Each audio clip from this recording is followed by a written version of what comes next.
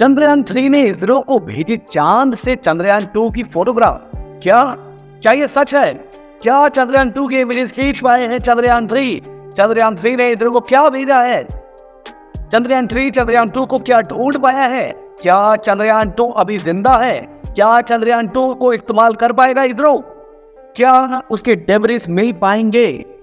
ये सारी जानकारी मिलेगी आपको इस वीडियो में, एंड तक बने रहे दोस्तों। इसके साथ में आपको ये भी बताया जाएगा कि कब तक चंद्रयान 3 जो है वो स्टेबल हो पाएगा चंद्रमा की ऑर्बिट के अंदर, और विक्रम लैंडर कब तक नीचे उतरेगा चंद्रमा की सतह पे, और जो रोवर प्रज्ञान है वो किस तरीके से घूमेगा चंद्रमा के ऊपर और कितने किलोमीटर तक जाएगा।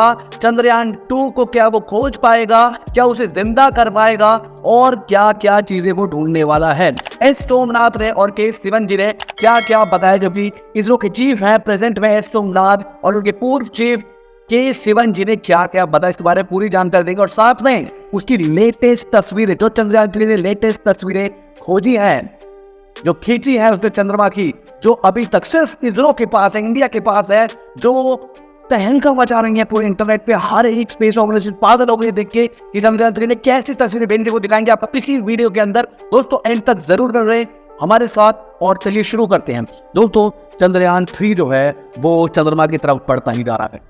दोस्तों पहले तो आपको ये बता रहे कि जब चंद्रयान 2 जो है जब वो क्रैश लैंड हुआ था, देखिए कोशिश पूरी की गई थी कि वो तरीके से वहां पे सॉफ्ट लैंडिंग कर पाए फार साइड ऑफ द मून के साउथ पोल पे, जहां तक अभी तक कोई भी नहीं जा पाया।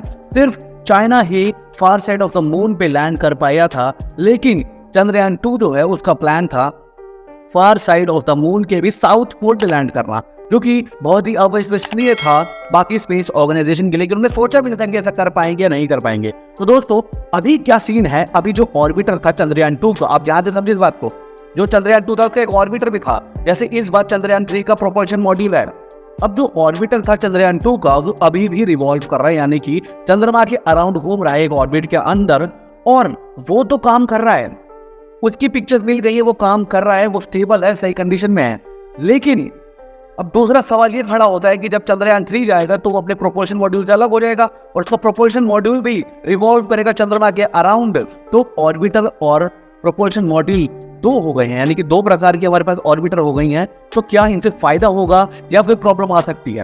दोस्तों पहली बात तो यह है कि देखो, प्रोपल्शन मॉड्यूल का काम था कि वो चंद्रमा के अराउंड घूमेगा और विक्रम लैंडर से या प्रज्ञान रोवर से जितनी भी जानकारी मिलेगी वो कलेक्ट करेगा और इसरो तक पहुंचाएगा, और भी कोई डायरेक्शन रहेगी वो इसरो से लेके वहां तक पहुंचाएगा। उनका कमांड हो गया, चाहे टेलीमेट्रिक ट्रैकिंग हो गई, या कहाँ जाना है कहाँ नहीं जाना, किस दिशा में जाना है, वहाँ का मौसम कैसा है, माहौल कैसा है, मिट्टी कैसी है, ये सब जानकारी आदान प्रदान होगी प्रोपल्शन मॉड्यूल के द्वारा, जो कि चंद्रयान 3 के साथ भेजा गया है। और साथ में जो ऑर्बिटर है जो अभी भी रिवॉल्व कर रहा है, जो कि चंद्रयान 2 का पार्ट था, दोस्तों वो एकदम सही सलामत है। उसको इसरो जो है ना एक बैकअप रिले कम्युनिकेशन के साथ इस्तेमाल करेगी, यानी कि वो एक सैटेलाइट का काम कर रहा है जिसके अराउंड रिवॉल्व कर रही है, और वो बैकअप रिले कम्युनिकेशन है। यानी कि अगर कल को खुदा खास का भगवान ना करे कि ऐसा कुछ हो जाता है कि चंद्रयान 3 का प्रोपल्शन मॉड्यूल ठीक से काम नहीं कर पाए, तो हमारे पास एक बैकअप है, यानी कि चंद्रयान 2 का ऑर्बिटर जो कि मदद करेगा।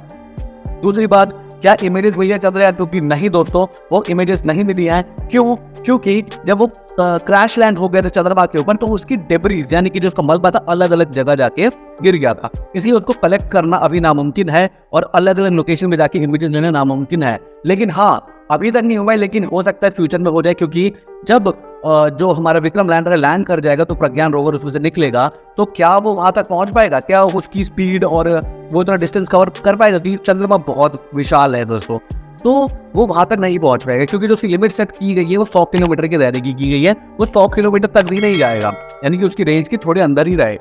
दूसरी बात, तो वो नहीं कर पाएगा, ध्यान से सुनिए क्यों नहीं कर पाएगा, क्योंकि उसको और भी जरूरी काम करने हैं। वो अपना फ्यूल, अपनी एनर्जी, अपनी जो पावर है वो ऐसे नहीं वेस्ट कर सकता उसको ढूंढने में, क्योंकि उसको नई चीजें भी खोजनी है। लेकिन जब चंद्रयान 3 जो है, जो प्रोपल्शन मॉड्यूल रिवॉल्व कर रहा है चंद्रमा के अराउंड, वो हर डायरेक्शन को देखेगा, हर जगह की इमेजेस कैप्चर करेगा, तो जी हाँ, वो कल को कब तक करेगा ये अभी नहीं पता है, इसरो से कोई जानकारी नहीं आई। लेकिन हाँ, वो तस्वीरें खींच सकता है उन जगहों की, क्योंकि वो जो चंद्रयान 2 का ऑर्बिटर है वो एक बड़े दायरे में घूम रहा था, बड़ी ऑर्बिट में घूम रहा था, लेकिन प्रोपल्शन मॉड्यूल जो है चंद्रयान 3 का वो एक छोटी ऑर्बिट में घूमेगा, यानी कि 100 बाई 100 की ऑर्बिट में, परिधि में घूमेगा, और वो वहां की तस्वीरें खींच सकता है और वो भेज सकता है इसरो को कल तक, मतलब इन फ्यूचर जिसकी वजह से हमें हेल्प मिलेगी चंद्रयान 2 के डाटा और चंद्रयान 2 की डेब्रिस को कलेक्ट करने के लिए, उनको समझने के लिए कि कैसे कैसे हुआ था, क्या हुआ था। एक वीडियो जो बहुत वायरल हो रही है, इसरो ने अभी टेलीकास्ट की थी, जो कि चंद्रयान 3 ने पहली इमेजेस खींची थी मून की, वो हर जगह सर्फेस हो रही है, आप स्क्रीन के ऊपर देख सकते हैं दोस्तों। अगली बात दोस्तों, लूनर सरफेस की जो लेटेस्ट पिक्स है अभी सिर्फ इसरो के पास ही है। अभी तक कोई भी लेटेस्ट इमेजेस नहीं है किसी भी देश या किसी भी स्पेस ऑर्गेनाइजेशन के पास, लेकिन हाँ, लूना 25 नाम से रशिया एक मिशन कर रहा है, जो कि कुछ ही दिनों में, कुछ ही महीनों में निकलेगा और वो वहां पे पहुंचेगा चंद्रमा तक। लेकिन दोस्तों, फार साइड ऑफ द मून पे सिर्फ चंद्रयान 3 ही लैंड कर पाएगा अभी तक, और लूना 25 पीछे पीछे जाएगा, यानी कि वो सेकंड होगा, फर्स्ट इंडिया ही होगा। क्या हम देख पाएंगे वो सारी इमेजेस, वो सारी वीडियोस को लैंड करते हुए? दोस्तों, आपको बता दें कि जो कम्युनिकेशन की जाती है, जो लाइव दिखाई जाता है, उसके लिए ISS बैंड का इस्तेमाल किया जाता है। लेकिन हम दोस्तों, हम ये डेवलप नहीं कर पाए हैं, क्योंकि हमारी जो पेलोड है, हमारी जो रॉकेट की क्षमता है, वो अभी इतनी नहीं है कि इतना भारी वेट जो है लेके पहुंच जाते, क्योंकि हमारे पास जो रॉकेट है वो उतना ही भार उठा सकता है जितना कि चंद्रयान 3 का भार था। उन इक्विपमेंट्स को जो कि ISS बैंड के नेटवर्क या कम्युनिकेशन को बना सकते थे इसरो और चंद्रयान 3 के बीच में, वो इक्विपमेंट नहीं बेच सकते थे, क्योंकि वो थोड़े भारी होते हैं और हमारे पास ऐसे रॉकेट नहीं है अभी तक। लेकिन अभी हम जो यूज कर रहे हैं वो S बैंड यूज कर रहे हैं, लेकिन 1969 में नासा ने यही यूज किया था लाइव दिखाने के लिए, तो हम क्यों नहीं कर पा रहे? एक बड़ा सवाल ये भी है। तो दोस्तों, ध्यान से सुनिए, हम उसका इस्तेमाल इसलिए नहीं कर पा रहे उतनी तरीके से लाइव दिखाने के लिए। क्यों? क्योंकि हम उसका यूज जो है वो टेलीमेट्री ट्रैकिंग और कमांड के लिए यूज करेंगे, ना कि लाइव दिखाने के लिए। हालांकि बाद में जाके वो वीडियो तो कैप्चर करेंगे, उसमें हाई एडवांस कैमरा लगे हुए हैं, तो इन फ्यूचर जब इसरो तक वो वीडियोस आ जाएंगी, इमेजेस आ जाएंगी, तो वो उनको दिखाएगा। तब सबसे पहले हम ही आपको अपने चैनल पे वो वीडियोस और पिक्चर्स दिखाएंगे उसकी लैंड होते हुए। लेकिन अभी हम उस S बैंड का इस्तेमाल सिर्फ टेलीमेट्री ट्रैकिंग और कमांड देने के लिए, यानी कि उसकी गति कितनी है, स्पीड कितनी है, पोजीशन क्या है, लैंड कहाँ करेगा, इक्विपमेंट कैसे यूज करेगा, AI क्या कमांड दे रही है, कैसे काम करनी है, उसकी इमेजेस लेना, उनको डायरेक्ट करना, इस चीज के लिए हम उस बैंड का इस्तेमाल कर रहे हैं। दोस्तों, 100 किलोमीटर का आधी रास्ता नहीं तय कर पाएगा रोवर प्रज्ञान, लेकिन वो काफी और चीजें ढूंढने वाला है दोस्तों। अब दोस्तों, 17 अगस्त को विक्रम लैंडर जो है वो अटैच्ड है हमारे प्रोपल्शन मॉड्यूल से, और वो 100 बाई 100 की परिधि में, यानी ऑर्बिट के अंदर स्टेबल होगा।